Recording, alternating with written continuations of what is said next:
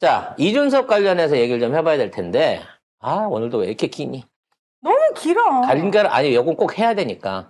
자, 그동안 명태균과 김건희로 묶여 있었던 언론의 지표가 명태균과 이준석으로 건너오고 있습니다. 이 얘기는 뭐냐? 어저께 큰 시발점이 됐던 명태균, 발음 똑바로. 이준석의 인터뷰 내용이, 명태균과 연결된 인터뷰 내용이 깜짝 놀랄 만한 내용이 나왔기 때문입니다. 근데 이거를 언론이 물타기를 하고 있어요.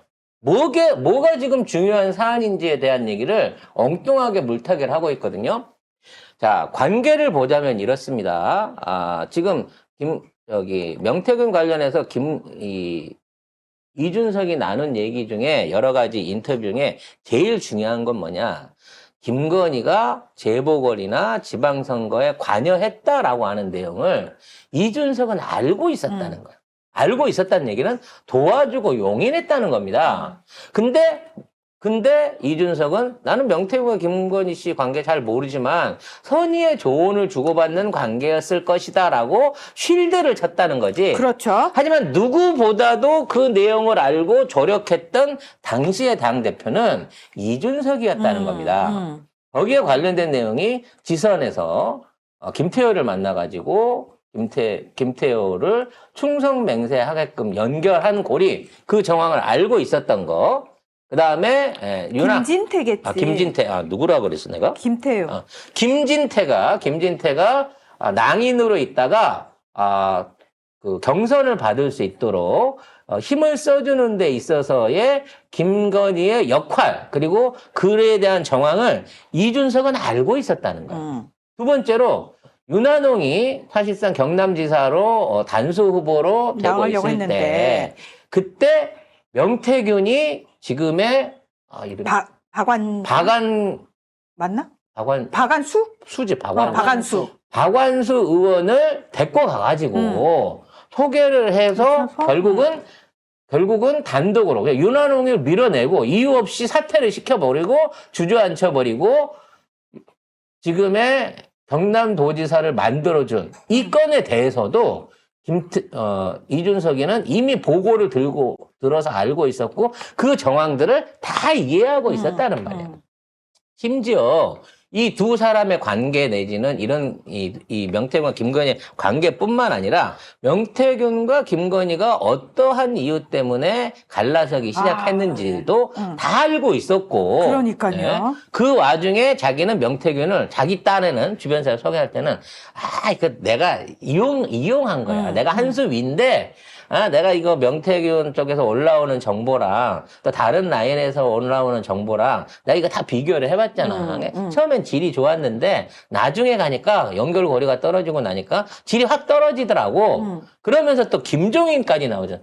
김종인 사모님이 거기도 김종인 사모님도 비대의 실질적인 주인이시더라고. 비대 아저씨의 김종인 사모님이 그 명태균이랑 김건희 윤석열 관계 안 좋은가 보더라 라고 하는 얘기를 나한테 해줬잖아. 요런 얘기까지 있다 보면 명태균, 김건희, 윤석열, 이준석 요 패거리들은요 이미 오래전부터 한 묶음이었고 한 배를 타고 온 같은 도둑놈들이었던 거야. 결과적으로 정권을 찬탈한 게 당대표가 되고 나중에 정권을 받아가는 선거에 이기는 과정 중에서 농공행상을 하다가 세 파가 싸웠던 거예요. 순수한 아크로비스트파. 김건희가 거느리고 있는 이른바 화산파적 볼케이노파에서 흘러나온 아크로비스타파하고 권성동, 윤환홍 이런 윤석열의 지인들, 친구들을 중심으로 한 친윤파파.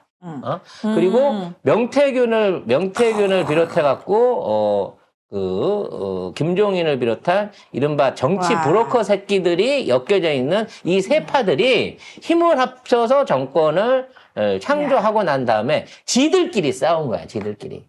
그래서 1년 반 동안에 지리한 싸움이 있었어요. 그 지리한 싸움에서 결국 누가 이겼다? 김건희파가 승리를 한 거야. 지금 행정관들, 그러니까 칠상시라고 불리는 이 행정관 젊은 새끼들을 끼고 앉아가지고, 황 사장 아들, 황상무 아들 그 황 씨를 중심으로 황종호.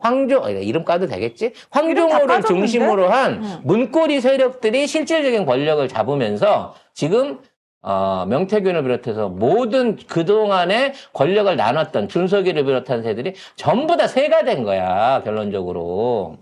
그러니까 지금 있는 상황에서 어저께 제가 그 의견을 제기했던 명태균과 이준석 입장에서 사실 지금 이 판을 흔들기 위해서는 이걸 까야 된다. 그래서 최초 제보자가 이준석이 된 이유가 지금 있는 상황에서는 국진당으로도 못 들어가겠고 한동훈이 버티고 있으니까. 이 구도로 그대로 가갖고 지선이나 총선까지 밀려가 버리면 개혁신당은 아무것도 못하는 개벽다기 당이 될 것 같고 하니까 차라리 지금 이 판을 흔들어가지고 어떻게든 국짐을 다시 먹어보자 하는 명태균과 이준석의 대략, 그리고 그 와중에서 김건희는 어차피 현재 손을 벌릴 때가 우리밖에 없으니까 김건희를 나중에라도 우리 편으로 끌어들일 수 있을 거다라고 하는 명태균과 이준석의 어떤 모략이 사실상 이 사건을 만들어낸 게 아니냐는 거예요.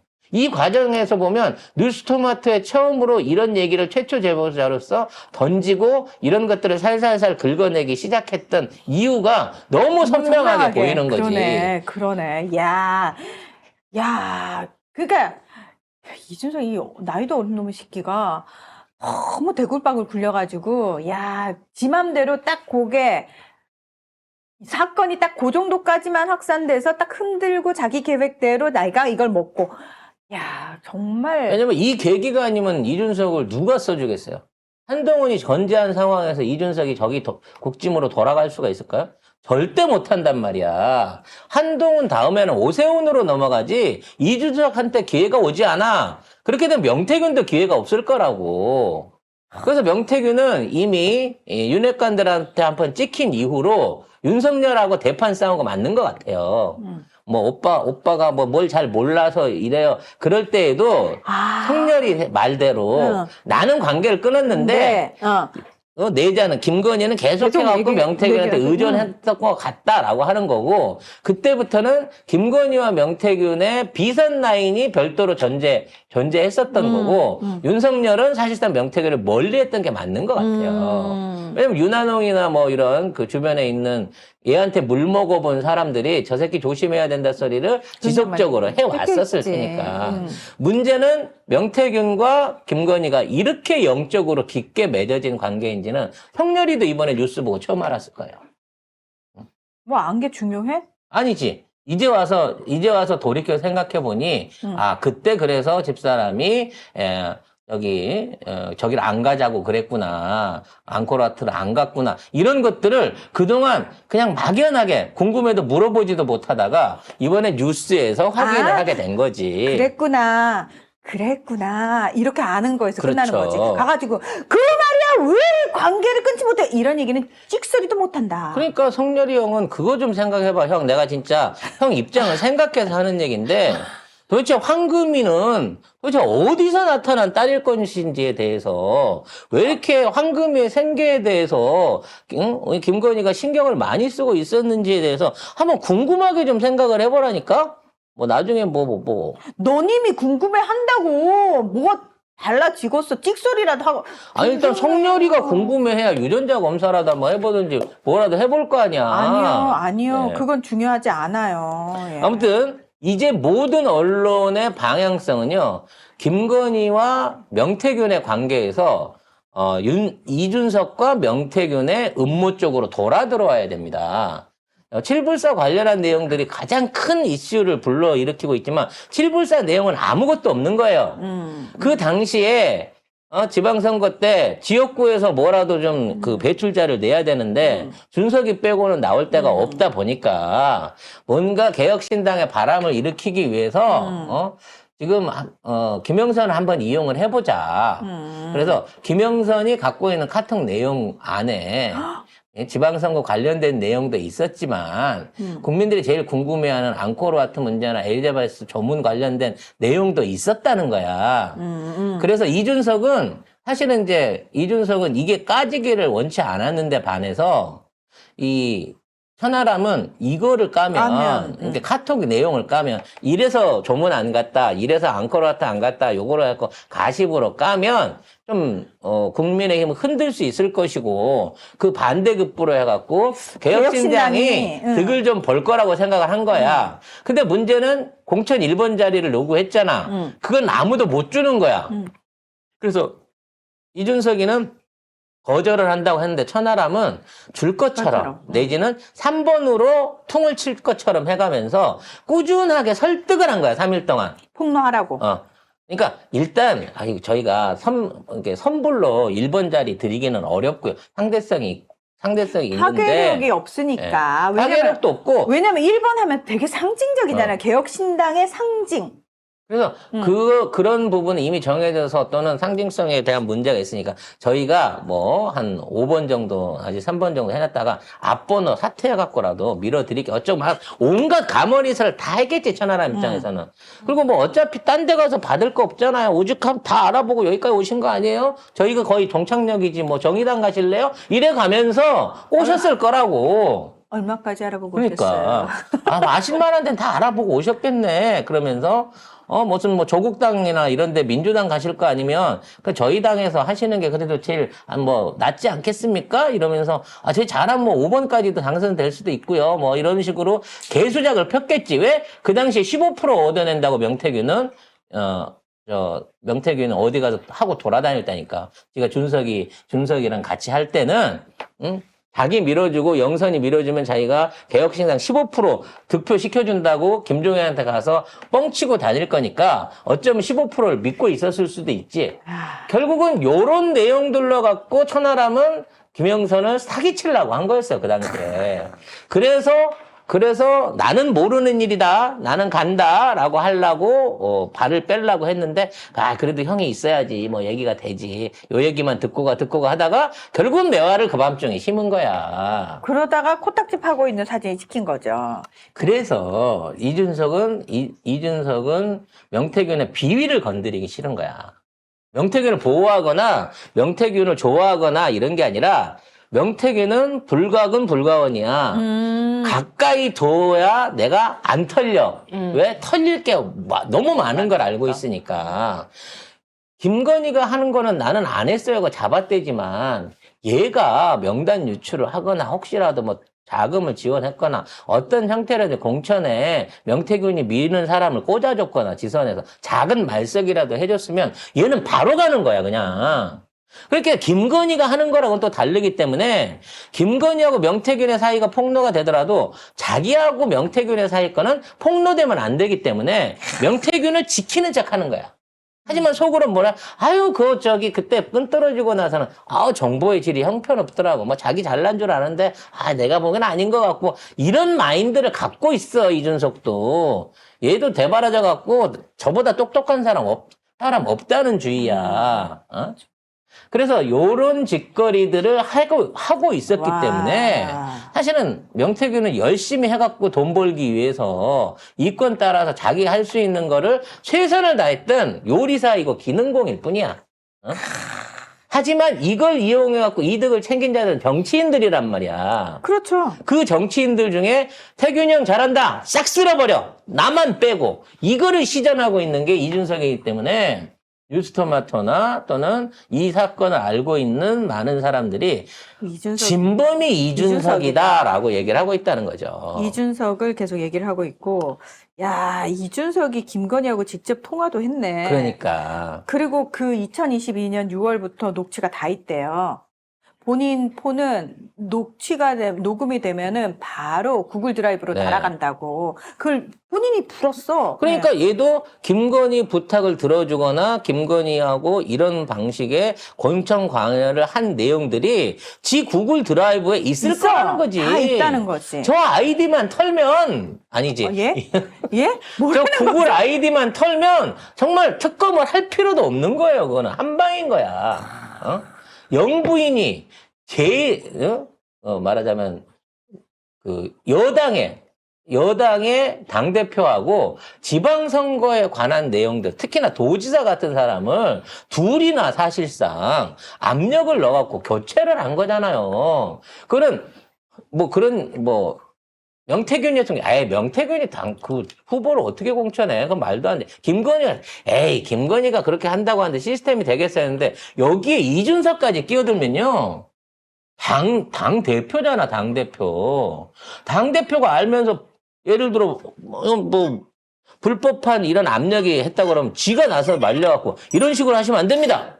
이런 식으로 올라온 공천에 대해서, 제안에 대해서, 거절하겠습니다. 그래야 되는데, 지가 방조를 했다는 거 아니야. 방조하는 대신 자기도 뭔가를 약속을 받았겠지. 당연하지. 그러니까 사실은 그게 구글 드라이브에 있지만 이준석 입장에서 그건 깔 수가 없는 거지. 근데 이것도 이제 입방정이잖아요. 응. 말을 하는데, 나 그거 구글 드라이브에 있다라는 얘기는 갖고 가라는 얘기랑 똑같은 거야, 그거는.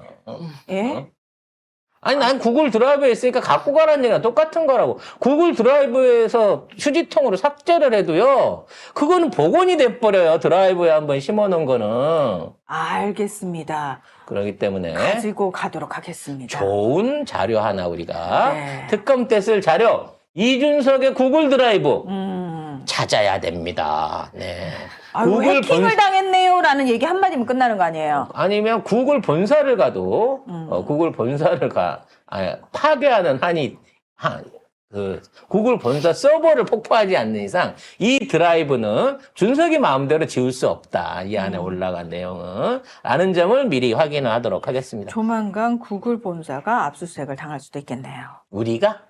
우리 제주에? 네. 예. 자, 아무튼, 요렇게까지 이제 상황이 확대되고 있고요. 자, 명태균은 지금 와서 이준석의 정체를 깨닫고, 까말어라고 주말에 준석이 관련된 사진이나 파일 한두 개, 캡처 한두 장쯤은 꺼내서 지금 검토하고 있지 않을까라는 생각이 들고요.